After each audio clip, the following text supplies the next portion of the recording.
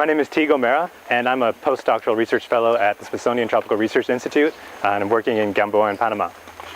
And here in Gamboa, I'm studying the tent-making bat, Uroderma bilobatum.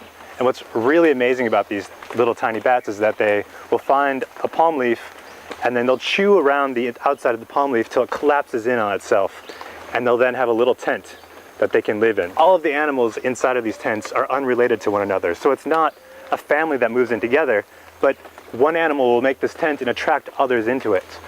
And the thing that I'm really interested in is whether or not these tents act as a place where they can exchange information or perceive information, particularly about their food resources. These tent-making bats are fruit specialists, especially for fig trees. And fig trees are spread throughout the forest in the Neotropics, and they're really distantly separated from one another. So because these animals live on a really tight energy budget, they have to go out the first thing each night and find a fig tree to eat from. And what I'm interested in is if, when these animals come back, if they're able to perceive whether or not someone else has fed, if they've been really successful, and if they've discovered new resources that night. So then everybody who comes back to these tents can make a decision about whether or not they're going to follow this animal who came back really well fed, or they're actually going to go out and explore on their own.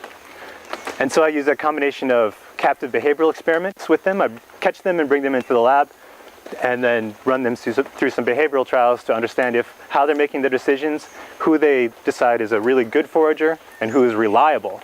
And then also have a very large behavioral experiment in the wild where I have feeding platforms set up, and then they are able to forage and fly on their own and make choices about what kinds of places they want to go, and whether or not animals who return back are the ones who are going to be reliable and will help them find their next night's meal.